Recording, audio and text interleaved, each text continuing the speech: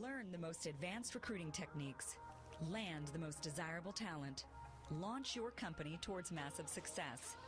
This is the Higher Power Radio Show with Rick Girard. Creative thinking must be a premium for your company, and it starts with building the right team.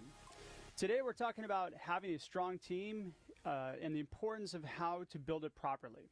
My name is Rick Girard, and welcome to the Higher Power Radio Show.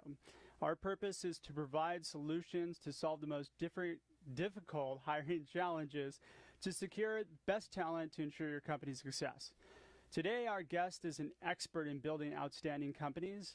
He's an entrepreneurial thrill seeker and company builder, Carey Ransom. Carey, welcome to the show. Thanks. Great to be here. And by the way, I love the tagline, entrepreneurial thrill seeker and company builder. Thank you. So Carey's also an accomplished startup executive, having served in C-level positions in multiple startups, including CEO of RealPractice, a venture-backed marketing software services company, which he sold in 2012 to ReachLocal. Impressive. Nice. And he spent over 6 years as an adjunct professor at Vanguard University and currently serves an investor and advisor of several organizations such as AnyMeeting, Payoff, Bowlesy Media, and is a board member of Octane OC. So, wow, Carey, when do you sleep? Every once in a while, but it's a fun way to spend my days. Yeah, I hear you. So I was reading on your LinkedIn profile, and you mentioned that you have a founder attitude. So I want to dig into that a little bit. What exactly is a founder attitude? How would you describe that? Sure. Great, good question. So the way I think about it, and for full background, I grew up in a family business that is currently 145 years old. Oh, wow. And so it was founded, always has been in my family. But as I thought back to that, I grew up watching my grandfather and my father and some other family members work, and I learned a tremendous amount from them. What type of family business? This was a retail lumberyard hardware store. Okay. Independent family business in a community outside of Indianapolis where I grew up. Very, very cool. And neither my grandfather nor my father actually founded the business. Okay. But something had been passed down that clearly they were owners of the business, but they really embodied what I think about as a founder. And in their case, they did own it. But my belief in the kind of world that I've lived in for most of my career, which has been startup to early stage and growth technology companies, that mindset is completely transcendent to that as well. In many cases, as you think about the startups of today, people that join all along the way are given equity. That's a big part, that promise of the value that can be created. That's the icing on the cake. Exactly. Yeah. And in many cases, I've done this multiple times in my career where I've gone into a startup and taken a significant current compensation pay cut because I was believing in the equity and the value that could be created by getting the right group of people around the right opportunity at any given time. And so as I think about that, in many cases, there's this belief that the only people that can have that attitude are the people that were there at the inception, that were there from day one. And I just don't believe that. I think that a founder mindset can exist at any point and really comes down to more of an attitude and a way of thinking and working that really, if you're a CEO or a founder of a business, you want more of those than less. You want people who think like owners, that think like somebody who was there when the idea was germinated, want to be additive to it, want to really act quickly, want to think about this as much bigger than themselves. It's not a job. They're a part of this game change or this mission that people are being called to come together to execute against. And I think the people that can be those other carriers of the torch, and that's the way I think about it, is there's people that want to be the evangelists both within the organization to remind people, why are we here? What is the greater good or the greater challenge that we're trying to solve? And also can be those people on the outside that become those evangelists that attract more and more of the right people to the organization. And so as I think about, there's that conventional wisdom out there that sales is everyone's job. I also tend to believe that recruiting is everyone's job as well. And so those people that think like founders they're going to have that competitive spirit that says, let's go get the best possible people we can on our team. And so that's where I really think about that founder attitude as something that I've really tried to have through all the things that I've done, whether it's call it a for-profit or nonprofit situation. How can I make things better? How can I inspire others to want to have that amount of commitment and buy-in as well? Got it. So what would you say would be kind of the key elements for that founder's attitude? I wrote a post on this a couple years ago. Yeah. I ended up summarizing it. I used the acronym CARES. You know, these people that seemingly just care more. Sure. And so, the words that I used around that, one was commit, this idea of commitment beyond what maybe others who just look at this as a job. Sure. Act, in that people that would just act and would go above and beyond. You know, there's just those times where you see something that needs to get done, and they just go do it. You know, there's a hole, jump in it and solve it. Don't just point it out for others. Absolutely. The third would be recognize, and recognizing that my behavior as a founder, or that others are going to be paying attention to that, and that this is an obligation but also an opportunity, and to look beyond themselves. The next is to evangelize. Okay. And be that, I mentioned that earlier, but that person both within the organization. Why are we here? What's the most important thing? That it's not, evangelism typically allows people to be selfless and think much beyond themselves and bigger than themselves, and take that outside to get other people excited about it. Yeah, and it shows the passion that you have for the company as well. That's right. Yeah. And then the last is share. Okay. Which is to be willing to share your time. I think founders tend to be a little bit more willing to share time to grow others. Yeah. They're not so focused on their role. They're focused on what needs to be done right now, and then what needs to be done in the future, and do we need to grow others to take on that role so that they can go be deployed into something else. And so those were the summary of 5 key elements that I wrote about a couple years ago. But I think it's something that can evolve. But that attitude is something that I really try to promote, and frankly try to uncover when I am interviewing or recruiting key people to a team. When we when we had a conversation last week, you have another one you could actually add to that, which was creativity. You had mentioned that, and which is kind of where we got the title, whereas there's not really a premium on creativity as much anymore, right? So, hey, you can have cares. Yeah, exactly. Okay. So how does creative thinking then kind of come into play when you're developing a team? Sure, good question. So I have thought for now probably 15 years that there's a single element that I look for over anything else when I'm recruiting. And it gets to creativity, but the element or attribute that I really try to uncover in people is this innate sense of curiosity.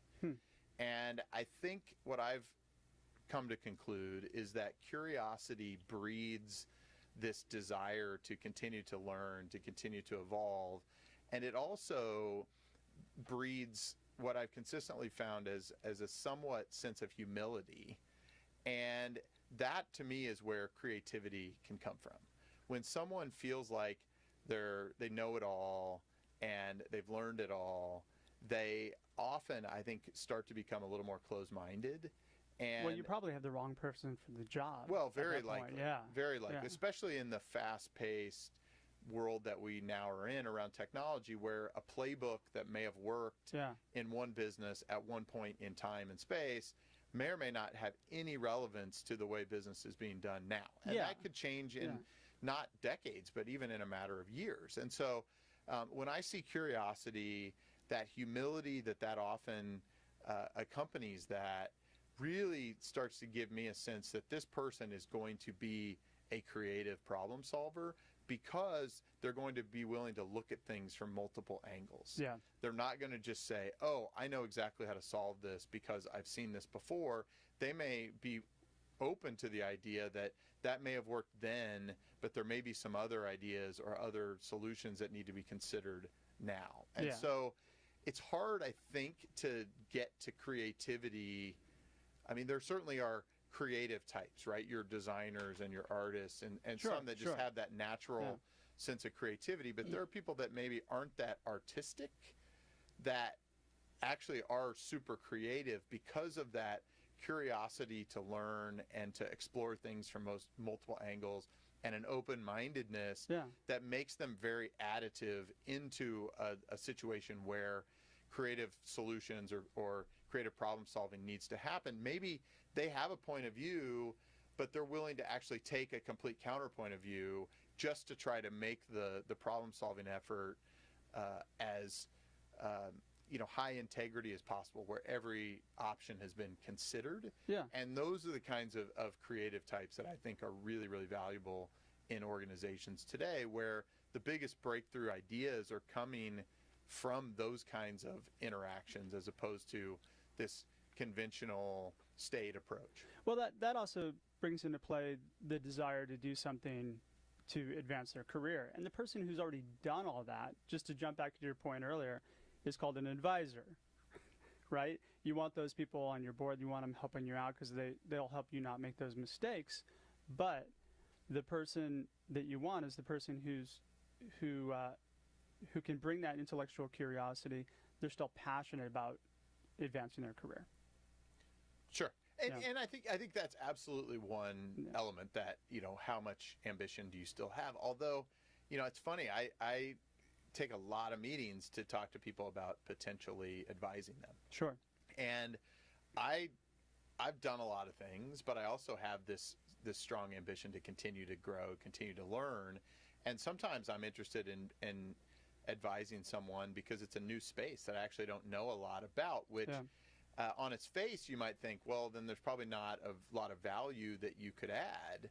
But just that engagement with somebody and challenging them could be very helpful. Well, you do add a lot of value, and you've made a lot of the mistakes in the past that they're probably going to make without you, right? That's right. And always happy to share those. But what I find is there are certain types of people from a personality fit that just work, that are really open, that are really curious, and think I'm on the right path, but I need to get a lot more input. Yeah.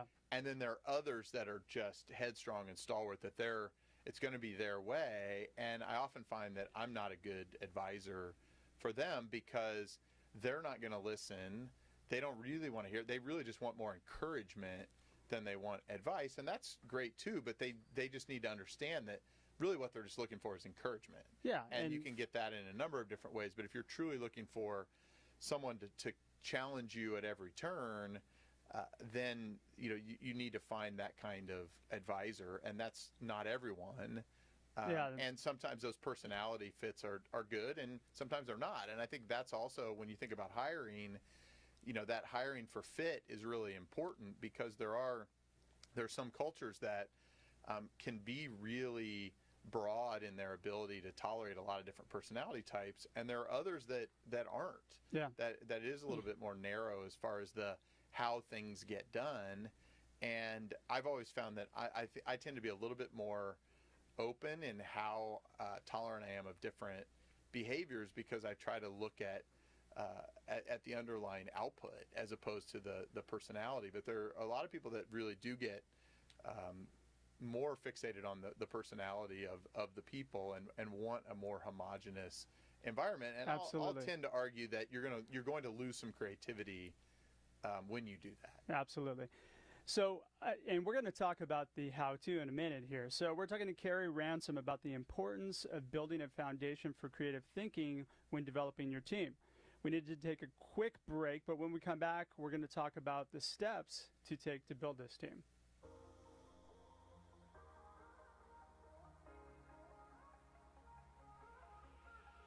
You're listening to Higher Power with Rick Girard, giving you access to recruiting techniques that will help you hire key talent to build your company towards real success. Rick is a recruiting executive and entrepreneur who's been successfully recruiting in the aggressive Silicon Valley technology landscape for the past 2 decades. After a very successful stint at Apogee, he founded Stride Search in 2012. Based on a lean efficiency model, Stride has uniquely positioned itself as a leader in retained search for the most critical talent hires within a small organization. Whether you're a startup executive or recruiting professional, by listening to Higher Power with Rick Girard, you will walk away with skills to help you attract and hire great talent. Now back to Higher Power with Rick Girard. Welcome back to the Higher Power Radio Show. I'm your host, Rick Girard, and our guest today is Carey Ransom, entrepreneurial my tongue is not working, thrill seeker and company builder. I love the tagline, by the way. Sorry, Carey, I had to plug that again. So before the break, we were discussing the kind of founder attitude and the importance of creativity in building a team. Now we're going to break down what needs to be done to build a successful team. So let's talk about really the context of a startup, right? Which is, we're talking about founder levels. Now that we have a bit of a foundation set, or we have an idea, what steps do we now take in building a strong team? Sure. The challenging thing, and I had this in an email exchange over the weekend with a founder who's starting to think about, what do I do? I have Sure. at the beginning of a product, and I'm trying to figure out where to go from here. And I typically will start at that level, at this idea of, we all have certain things that we're good at, Sure, and certain things that we're not. And so most likely you're going to start first with certain types of skills that either aren't your natural strength, or things that you think you need to complement you, ideally for the foreseeable future. Sure. And it could be you just don't have the time to do it, or you particularly aren't that good at it. And then the other sort of vector I would say you need to put through your analysis is, what are the core capabilities of your business that you feel like you need to do better than anybody else? That proverbial idea of, like, what business are you actually in? So the founder that you were just talking about, at what stage was that person? I mean, this is really early, pre-funding, okay. even pre-product. Okay. And I'm not saying at that stage you need to focus on hiring, if you will, but you certainly want to start planning, and I would even say documenting. Yeah, you may do it. I mean, I've seen some great founders that end up with a team of 5 to even in some cases 10 people that are doing things on sweat equity, part-time, and just trying to contribute to move things forward, because this founder has recognized these are just things I simply can't do. I mean, if I look at myself, I can't write code. Yeah. I've been in Nor can I. in the software and internet world now for 20 years, and there definitely have been moments where I wish that I had been able to do that, because things weren't moving as quickly as I'd hoped, or something was, that was the bottleneck. But I've played every other role that you could possibly play in a startup except writing code. And so now after all these years, what I've learned is I need to have some really high trust folks that at those earliest stages, if this is a business that is going to require code to be written, that I can go to and I can get them involved early on in the process. And you see that a lot, I think, around here, that you have people that have a really interesting business idea, but the biggest impediment is they don't know anybody, or they don't have anybody that they can trust yet, that they can rely upon to ship that first version of the product. And so they need somebody who can build it or write the code. And so in some cases, they need to probably do that self-reflection of, should I even start this? Should I be starting another business? But for the people who have gotten to a certain point, let's say they've gotten to a point where they've figured out how to get that. They've gotten the funding, and they're actually, actually this show came to be because of the question of, all right, you get funding, you have all this content about how to get funding, now what? Exactly. Right now, how do you build a team? And that's where, go back to what we were talking about a couple minutes ago, which is understanding yourself. I mean, when I taught at Vanguard, a big part of that whole class was about helping people to really understand who they were.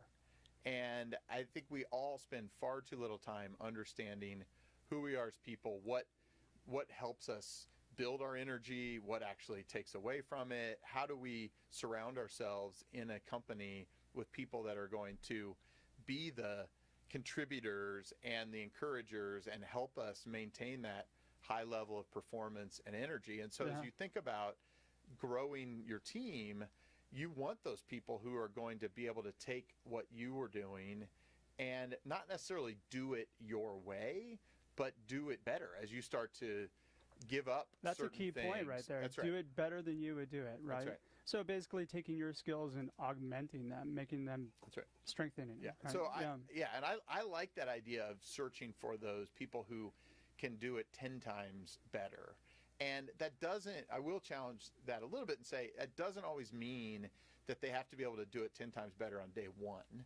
No. But they may have the raw horsepower, the raw intellect, some of the energy. It could be somebody that's just going to be passionate about this one thing, or is able to channel that passion into that one thing for this phase of the company. And so you bring in someone that's maybe not as experienced, but has really high energy and can move quickly. And so they'll find that 5 to 10 times better way to do it that wasn't necessarily the way I was going to do it, but that given the chance, they're going to go grab it and seize it. And that's where, to me, that idea of that super curious, passionate person is someone I may err toward hiring over somebody who has a huge amount of experience in those early stages. Got it. So knowing who you are is basically this first step in actually identifying the company culture. That's right. The values of the company, right? So then next, formulate a plan, figure out where you need to augment and where you need to build around. That's right. So if you have a product, and most cases the biggest challenge you are going to have now that you have a product is how do you show that this product can actually turn into a business? Yeah. And does that mean that you need to figure out your go-to-market strategy and what is the market positioning? How are you going to take this to market?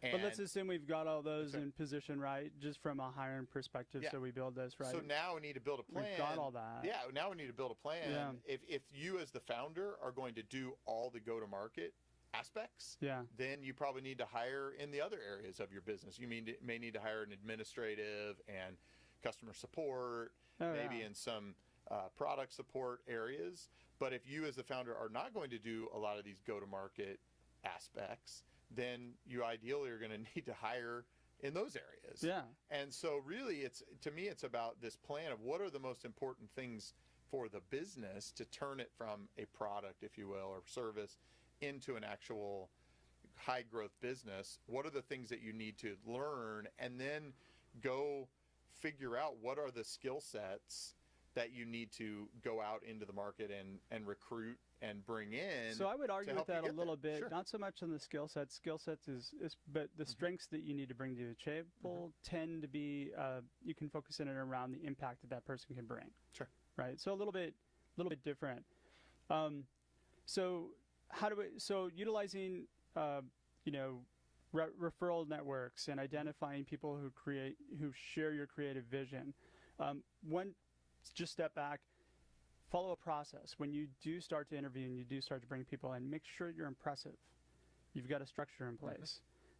Nothing worse than kind of just, as you're starting to grow your company, not having some sort of structure in place and just haphazardly going after it.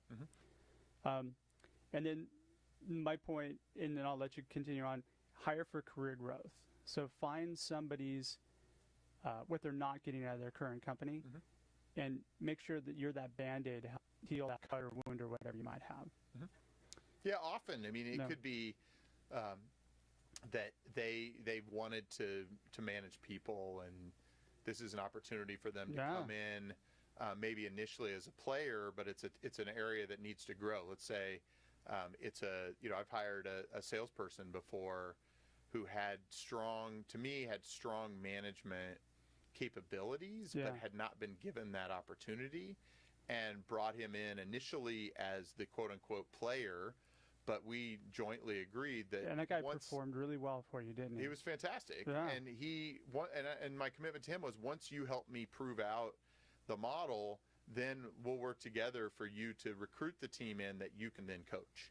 And you can do both, and it worked great. And so I think there absolutely are opportunities to bring in people that have, and again, that level of commitment and passion that he showed, knowing that this was going to be a good career growth, personal growth opportunity for him really aligned well and everyone benefited. And you hit on a key point too. You know, when somebody feels like you're impacting their career in a positive way, I bet you the whole money issue really wasn't even that big of a sales piece of it. That was not a significant part of it. Of the onboarding. That's right. Yeah, that's right. So what should a kind of quick snapshot be? Like, what, you know, if you benchmark it, you're just starting to hire a team, you're looking at about 180 days out. What should you see? Sure. So I think those early days. I mean, it depends on how many people you currently have. As soon as you have a couple people in an organization, you're starting to develop a culture. Yeah.